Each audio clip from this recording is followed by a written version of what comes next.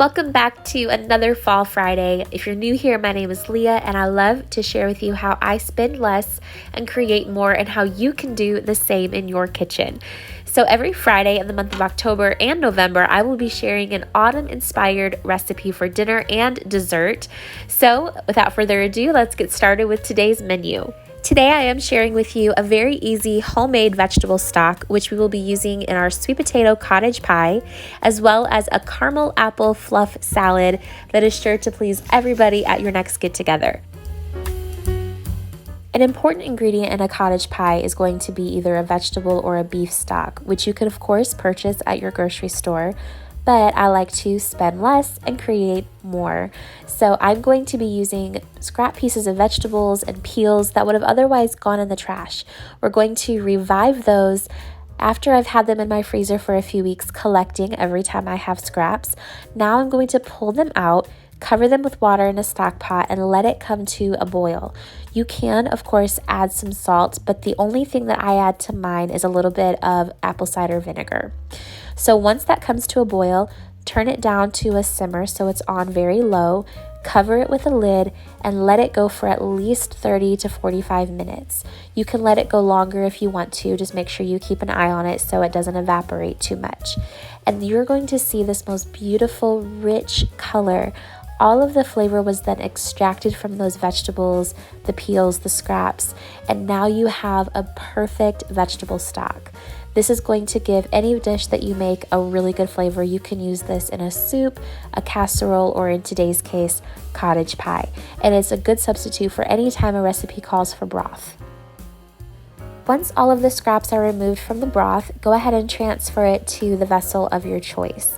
I like to use mason jars because they're reusable, but if you freeze them, make sure you leave enough room at top for expansion. Otherwise, they'll bust in the freezer and then you'll just have a mess. Otherwise, filling them like this is great if you're just putting them in your fridge. You could also put it into Ziploc bags and lay them flat to freeze. For the cottage pie, you're going to need carrots, onion, garlic, and frozen peas, as well as a pound of ground beef, which we're going to start browning on the skillet with some salt and pepper. And you can use as much seasoning as you want, but I would suggest about a half a teaspoon of each. Once you have that fully cooked, you're going to go ahead and add some chopped onion and carrots. And I would say it's about a cup of each. Go ahead and put that into the ground beef once it's fully cooked and let that start to saute and get nice and tender. So stir it around and keep an eye on it. If it starts to get too dry, you can add some of your vegetable stock at that point. Then we're going to, while that's cooking, get our garlic ready. So peel about 3 cloves of garlic and then mince it up nice and small, and then add that once the vegetables start to get tender. It doesn't take very long at all for garlic to cook, so we're leaving this for close to the last step. Then go ahead, once you start smelling the garlic, add in your frozen peas. You can be as creative as you want to with a dish like this. Say you don't have peas or carrots, you can use something different. Or if there's just vegetables in your fridge that you need to use up before they go bad, toss them in. So just keep in mind that harder vegetables like a root vegetable will take longer to cook than something like a green bean. Once the vegetables are fairly tender, we're going to deglaze the bottom of the pan with our vegetable or beef stock. So I'm using about 1 cup here. Get all of the brown bits off the bottom. Add 2 teaspoons of Worcestershire, about 2 tablespoons of tomato paste or ketchup, whichever you have on hand. And then we're also going to need a cornstarch slurry to thicken up and create a gravy. Once everything is fully combined, turn the burner down to a low simmer and let it go for about 10 to 15 minutes. That's just going to create a really nice, flavorful, all put together combined gravy for this cottage pie. We're then going to get the sweet potatoes ready for the top. So I'm just going to microwave these for a few minutes, and then once they come out of the microwave, get them out of the peel, and we're going to mash them up in a bowl and add 1 egg and a pinch of nutmeg. Next, we're going to take our skillet off the burner and spread our potato mixture onto the top.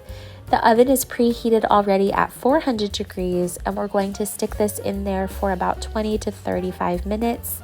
And then that's it. We're going to take it out and enjoy it. Of course, it's It's going to be extremely hot, so I would let it sit for a few minutes before digging in, but that is it. It is such a simple one-pot dish that is so perfect for the fall. I hope you enjoy this one. We're going to move on to dessert with a really quick, easy, and delicious caramel apple salad.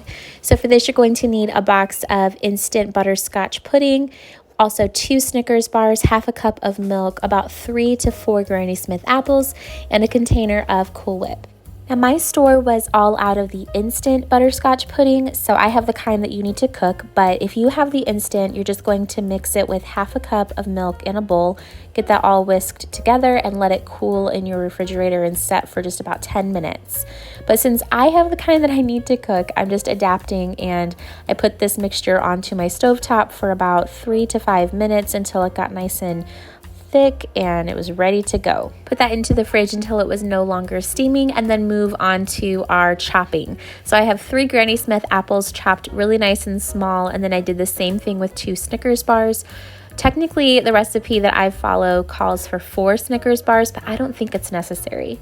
So now we're going to add our Cool Whip that has been softened over to our pudding mixture and get that all combined really well.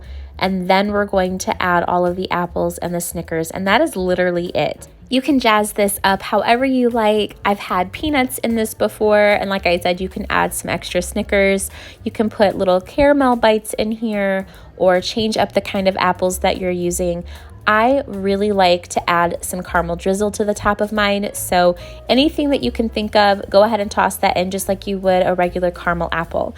You can have some chocolate chips in there or whatever. This is a really great last minute side dish to be bringing if you're going to a potluck or family event. So hopefully this gave you some inspiration, and until the next video, I will see you in the comments.